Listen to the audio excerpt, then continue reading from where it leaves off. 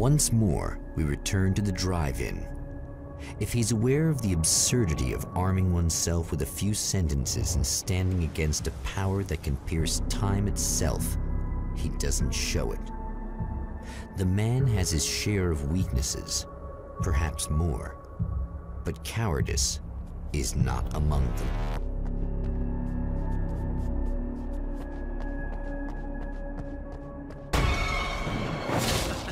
Oh, you got yourself a little plan, do you?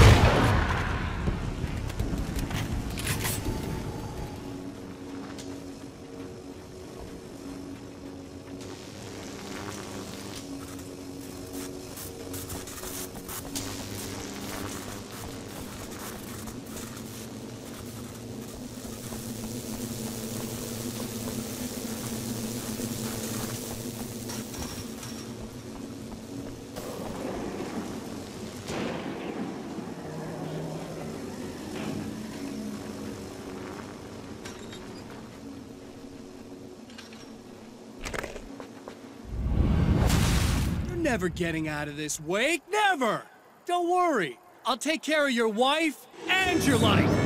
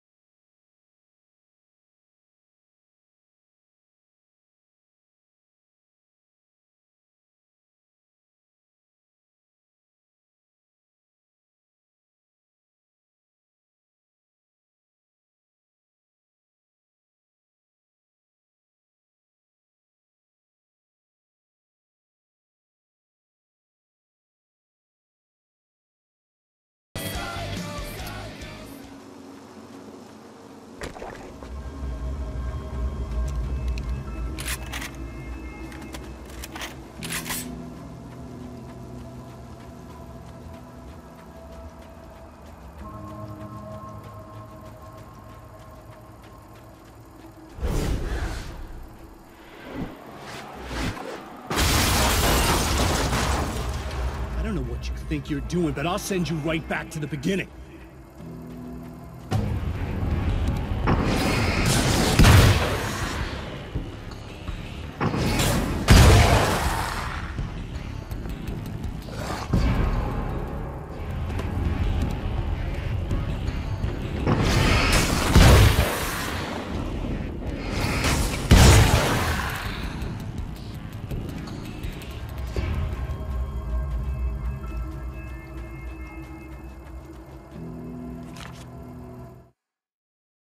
When the Dark Man's eyes suddenly locked into Serena's, she flushed hot.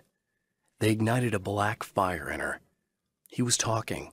He wanted the power turned off. He said something about the projector booth. She hooked a finger under his belt buckle.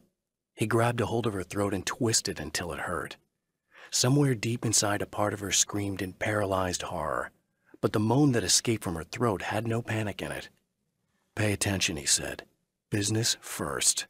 His eyes glittered shamelessly. Hers did too.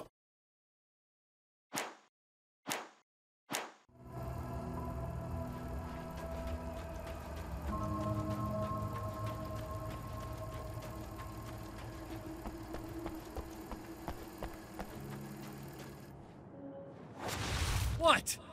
You think whatever it is you're gonna do is gonna make a difference? This'll end up just like before!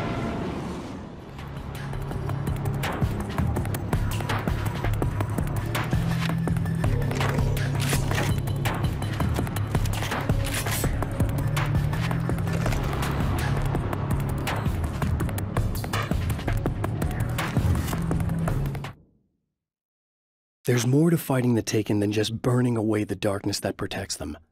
When I'm fighting for my life, I find myself slipping into a state of intense concentration that makes the beam of my flashlight seem more powerful and focused.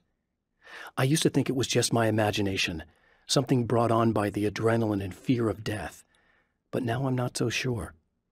I've been touched by powers that I can't begin to truly comprehend, and they've left a mark. I'm starting to think this might be a part of it.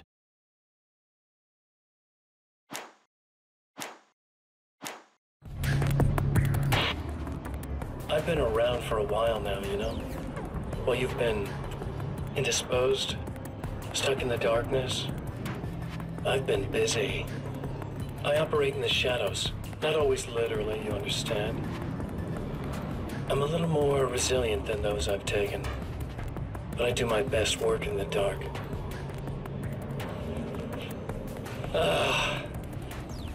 And there's so much darkness out there. It goes deep. And the things that live in it are bad, big bastards. They don't mind getting a little bit of elbow room. All that chaos and madness, it doesn't really do that much down there. It's like pouring a glass of water into the ocean, right? But up here, yeah, you can really make an impact. All they need is someone to bring them all the way through. But first, I had to take care of you. You party pooper. You're stuck in an eternal cycle now. The sun's never coming up for you. Everything else? Doing my thing, getting a bit of quality time with Alice. That's a little something for me. And I deserve it.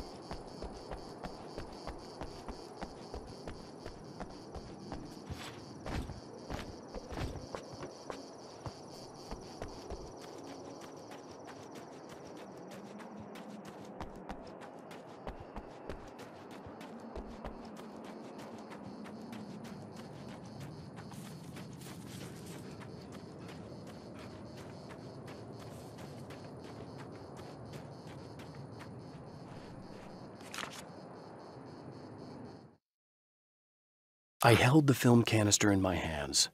I saw her name written across it in big letters, followed by the title. It was a time capsule, moments snatched from times gone by, from a past that I hoped could also be our future.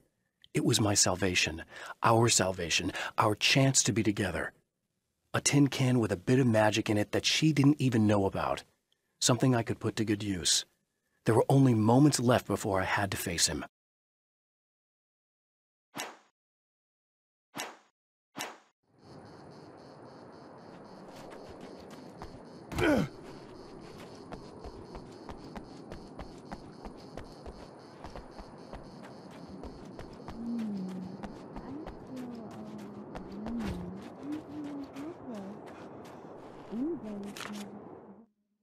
The clothes I wear now I shaped from dreams and memories.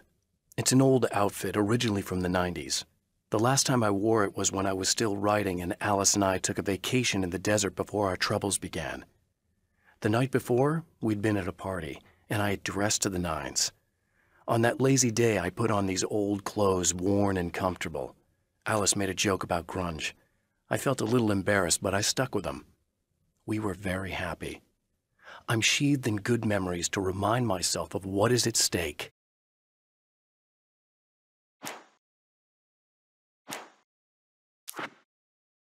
I'd found her film from the pile of containers in the back.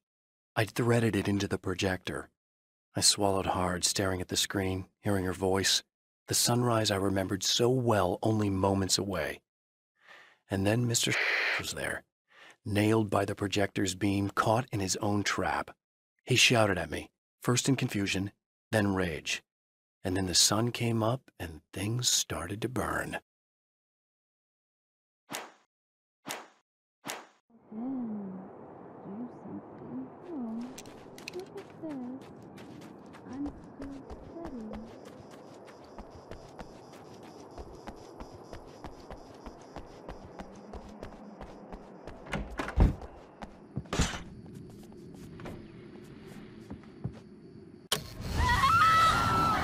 Oh, hey.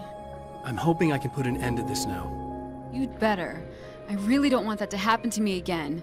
It's like somebody vomited in my brain, like a sleazy movie that keeps looping in my head. I'll stop this, I swear. You know the part that's really screwed up? If you mess it up, it'll just keep happening forever, right? I don't think I can deal with that. Don't think about that. I don't think of anything but. Hey, afterwards, when all this is done, look me up. This thing, I can probably help you deal with it. I don't know. It's almost like I'm not even in the same world anymore. Everything's just weird now. Yeah, I know. A lot of that'll pass with time, but being touched by the darkness, it's rough on you. It's a lot to process, and I just don't want you to get completely screwed up by this. Might be a little late for that, to be honest. Yeah, well, there's degrees. At least you're not at a point where you go around picking fights with people over not changing their light bulbs often enough. What? Never mind. All I'm saying is, you're not alone with this. And anyway, you're friends with Alice, so, you know, any friend of hers. Thank you.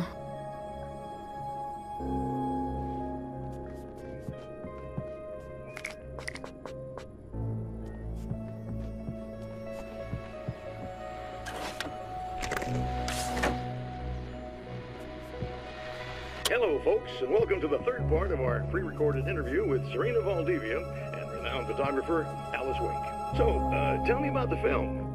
It's called Sunrise, and it really wasn't something I ever thought of as an actual film. It was just footage, things I saw and happened to shoot. It's not a medium I'm very much at home with.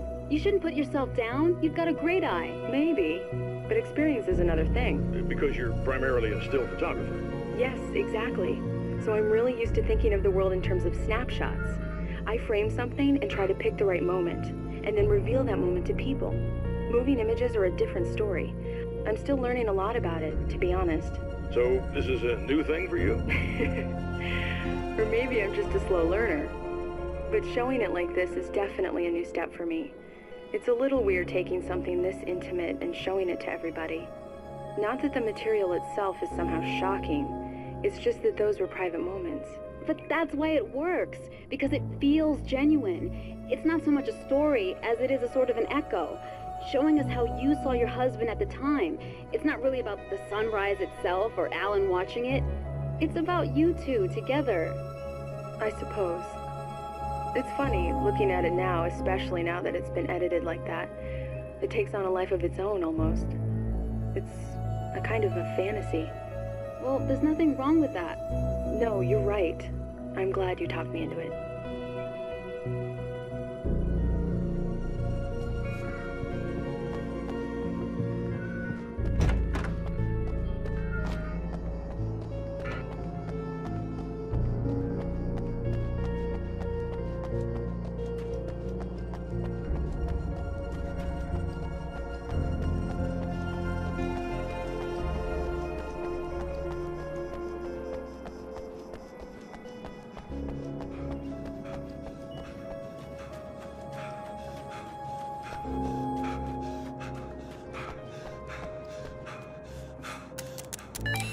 Again, the champion of light enters the final trap. The new reality is almost here. All he needs to do is change the details of the scene, push it past the breaking point, and the rest will snap into place.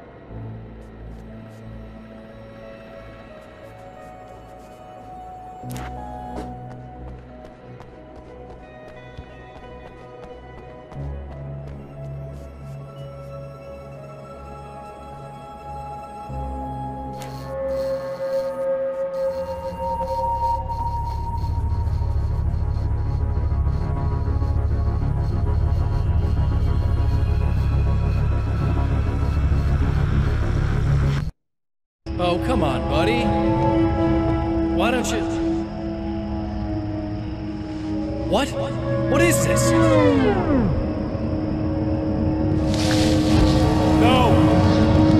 No!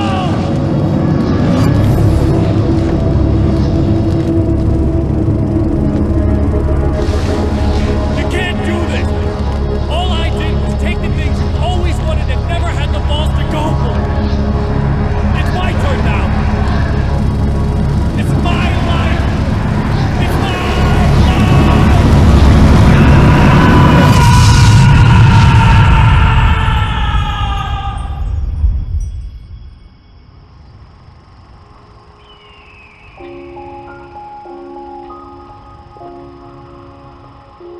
Alan? Is it really you?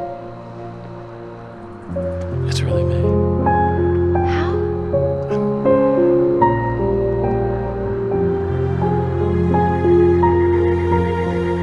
love you. I love you.